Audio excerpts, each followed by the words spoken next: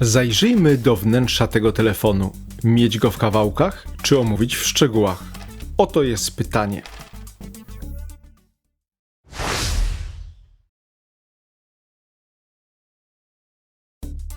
Cześć, miło Was widzieć na tym kanale. Czy lubicie zaglądać do wnętrza różnych urządzeń? Ja uwielbiam. Zajmijmy się więc dzisiaj telefonem Narcys 270. To urządzenie gościło już na moim kanale, gdy przygotowywałem krótki reportaż z jego naprawy. Film wzbudził duże zainteresowanie. Czy zgodzicie się ze mną, że warto nieco dokładniej przedstawić zasadę jego działania i możliwości? Czy wiecie na przykład, że ten telefon ma pamięć numerów, co w tamtych czasach było nowością? Tytułem krótkiego przypomnienia, aparat telefoniczny Narcys 270 był produkowany w Polsce najprawdopodobniej od 1988 roku w firmie o nazwie Telekom Radomska Wytwórnia Telefonów.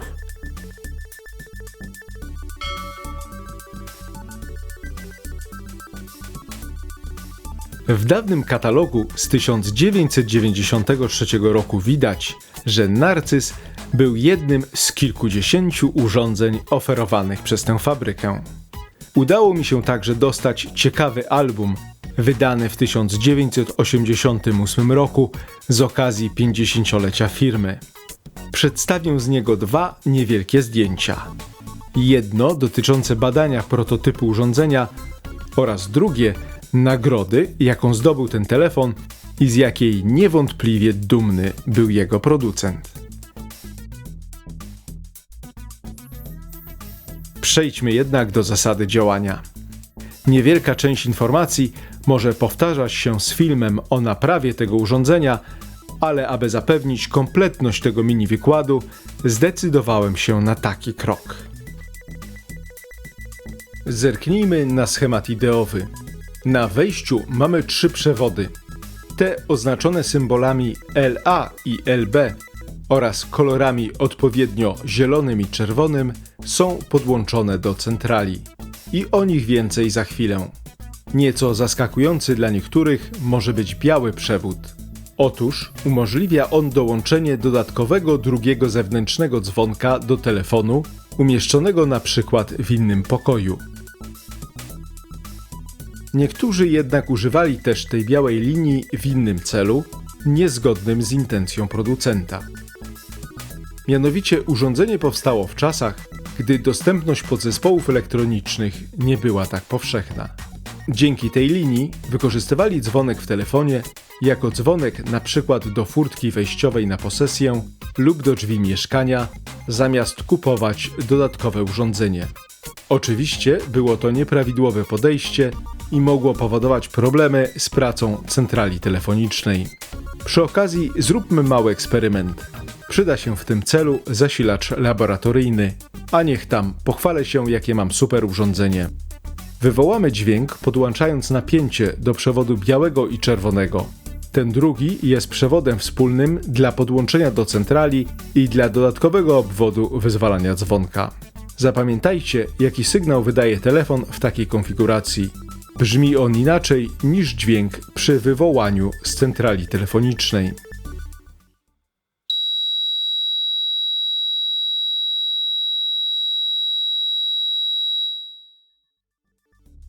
Wróćmy jednak do klasycznej roli tego urządzenia, czyli rozmów telefonicznych.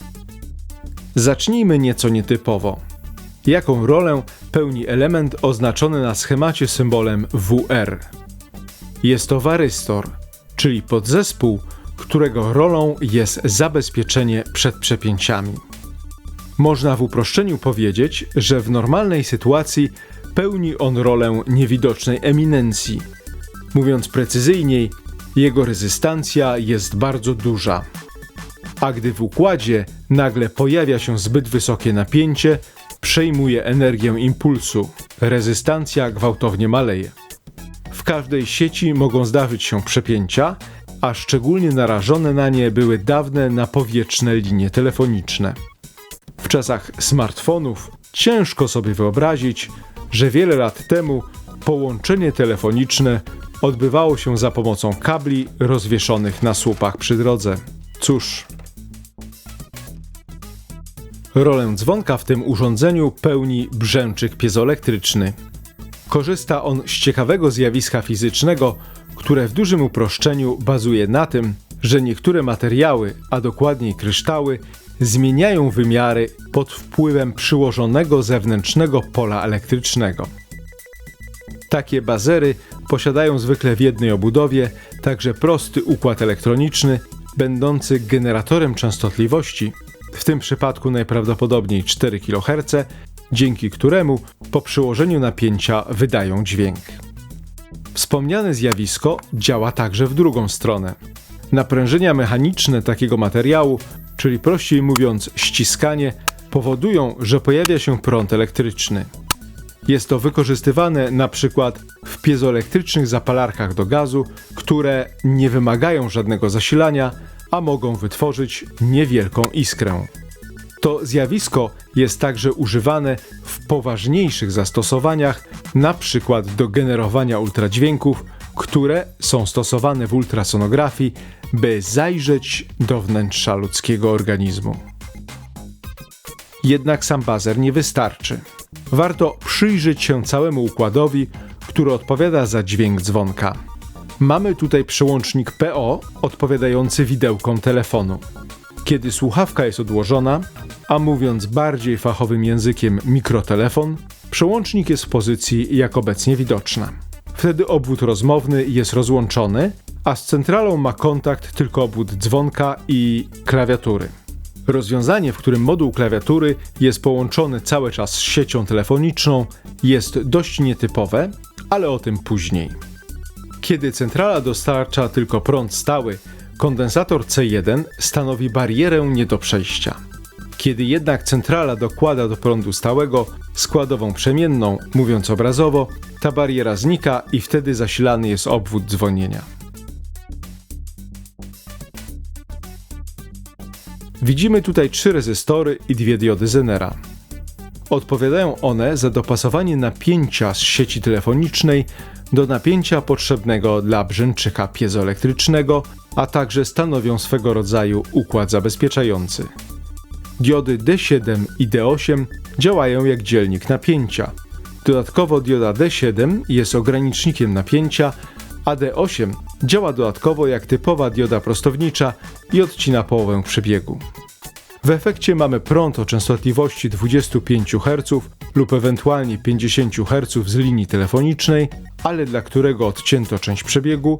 Dodatkowo, jak już wspomniałem, bazer ma własny generator 4 kHz. W efekcie nałożenia tych dwóch przebiegów otrzymujemy bardzo charakterystyczny dźwięk. Posłuchajmy go chwilę.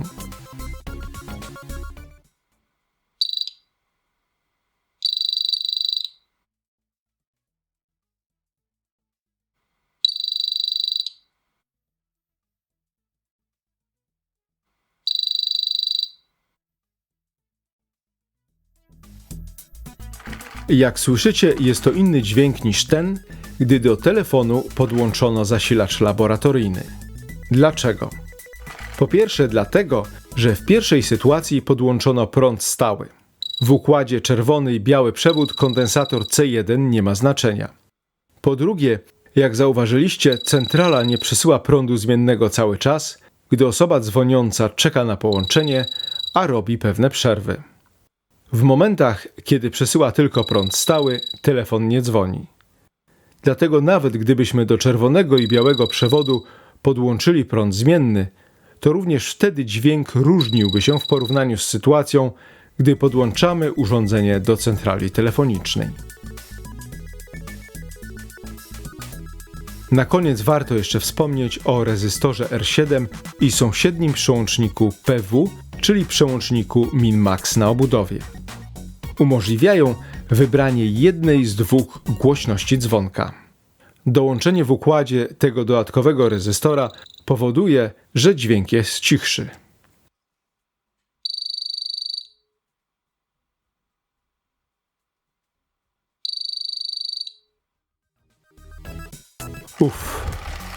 Udało się omówić mam nadzieję wystarczająco dokładnie, układ dzwonka. Gotowi, by wziąć za rogi kolejne elementy na schemacie telefonu? Nie martwcie się, niektóre fragmenty omówimy w skrócie i wkrótce przejdziemy do funkcjonalności tego urządzenia. Co więc jest jeszcze na schemacie? Układ klawiatury KWI 275 jest zasilany przez klasyczny mostek prostowniczy złożony z 4 diod prostowniczych, który zapewnia, że klawiatura zasilana jest tylko prądem stałym oraz dodatkowo przez rezystor R1 odpowiadający za dopasowanie napięcia. Co ciekawe, moduł klawiatury jest zasilany z centrali cały czas, również gdy słuchawka jest odłożona na widełkach. W wielu innych modelach telefonów zamiast takiego rozwiązania stosowano albo zewnętrzny zasilacz podłączony do gniazdka sieciowego, albo ewentualnie kilka baterii, zwykle AA lub AAA, do podtrzymania napięcia.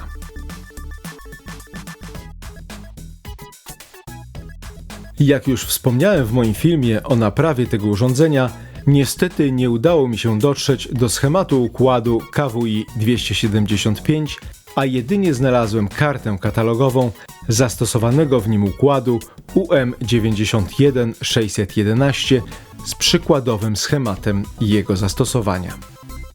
Nie będziemy więc dokładnie omawiać jego działania. Powiem jedynie w uproszczeniu, że moduł ten odpowiada za generowanie krótkich impulsów odpowiadającym wybranym cyfrom. Dłuższe przerwy pomiędzy seriami impulsów pozwalają centrali rozpoznać, że za chwilę telefon przekaże informację o kolejnej wybranej cyfrze numeru. Taki sposób wybierania jest starszym rozwiązaniem i nazywamy go impulsowym, w przeciwieństwie do popularnego obecnie wybierania tonowego, gdy każdemu z klawiszy odpowiada inny dźwięk. W uproszczeniu można powiedzieć, że wybieranie impulsowe odpowiada szybkiemu i z odpowiednimi przerwami naciskaniu na widełki telefonu, albo inaczej zwieraniu linii. W czasach mojego dzieciństwa robiliśmy nawet konkursy, komu uda się wykręcić numer właśnie w ten sposób. Zazwyczaj jednak ciężko było zachować odpowiednio krótkie impulsy i odpowiednie przerwy, więc albo centrala w ogóle nie rozpoznawała numeru, albo łączyła z zupełnie innym niż spodziewany. Witaj, panie informatyku w akcji. Miło, że do nas dzwonisz. Jesteś dla nas bardzo ważnym klientem.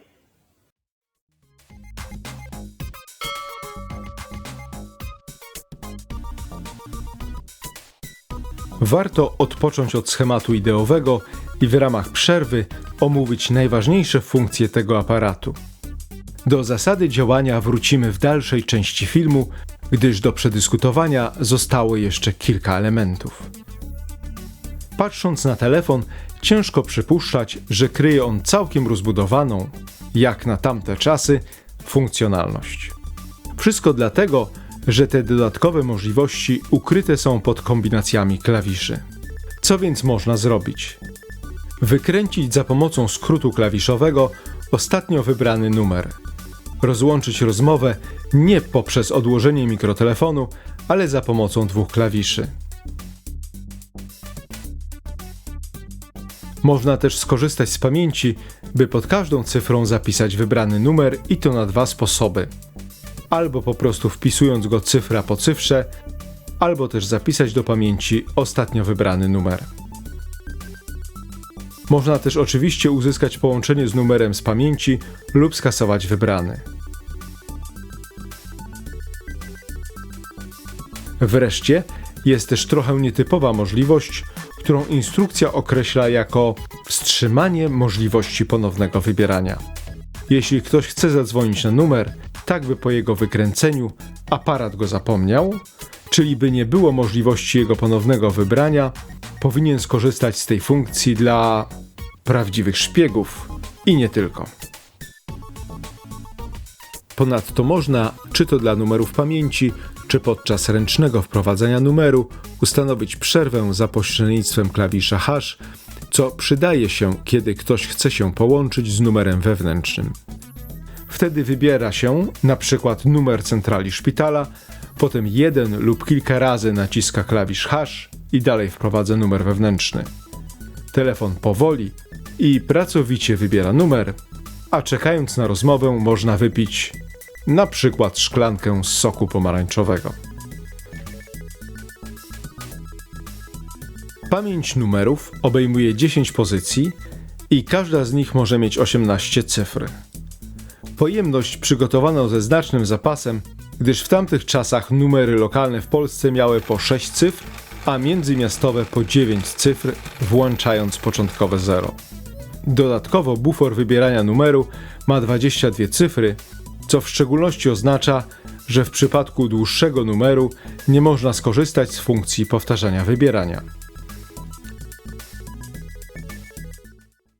Oczywiście, w dzisiejszych czasach taka elektroniczna książka telefoniczna nikogo nie dziwi. Ale dawniej, po okresie telefonów z tarczą, które nie zapewniały podobnej funkcjonalności, była to swego rodzaju nowość.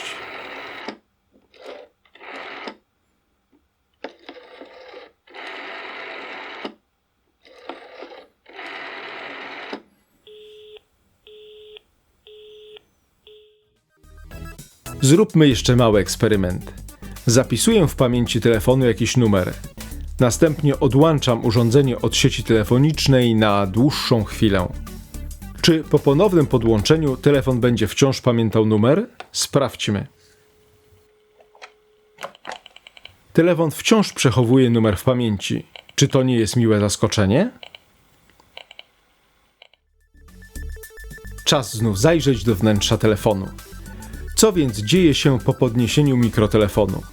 Przełącznik PO zmienia swoją pozycję i wtedy centrala wykrywa zmianę obciążenia. Wciąż zasila telefon, ale tym razem obwód rozmowny i przesyła dodatkowo sygnał linia wolna do słuchawki, również jako odpowiednia składowa zmienna.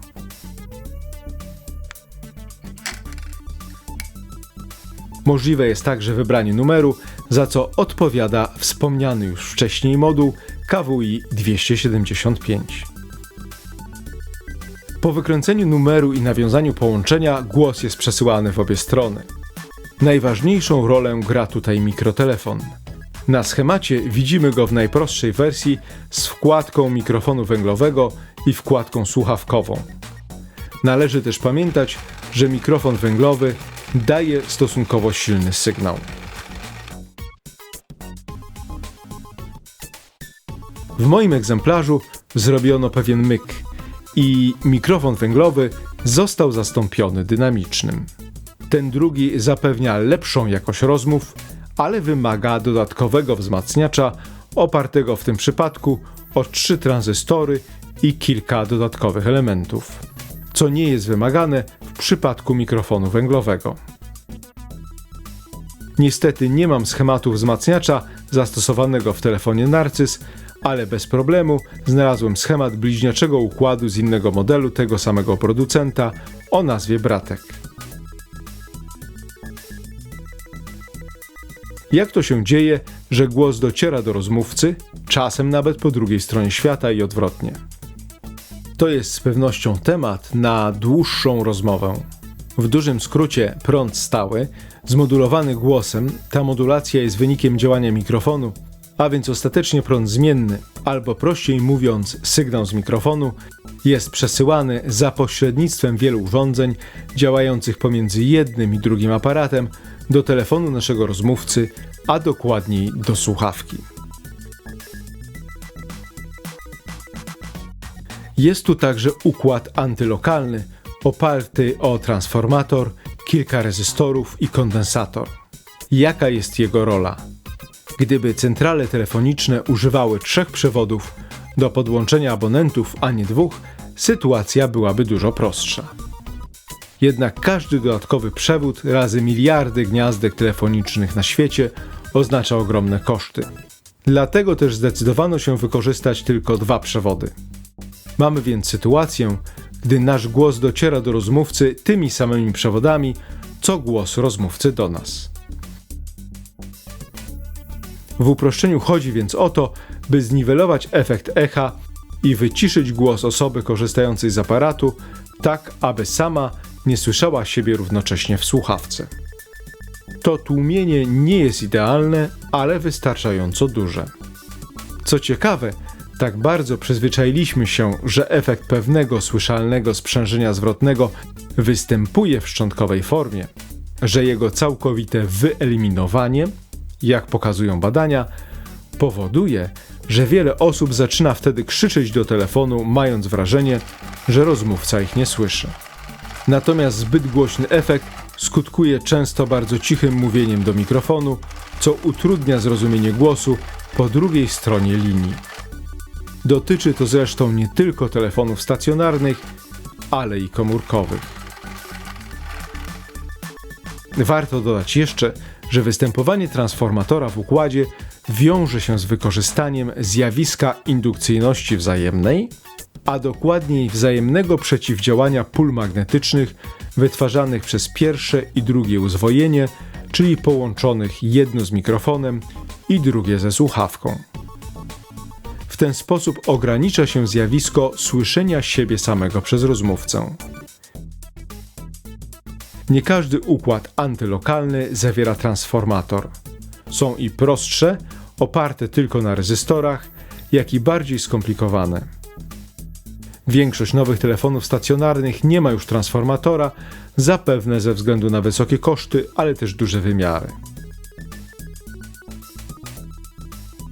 Natomiast kondensator C2 odpowiada za równoważenie pojemności układu z pojemnością linii telefonicznej.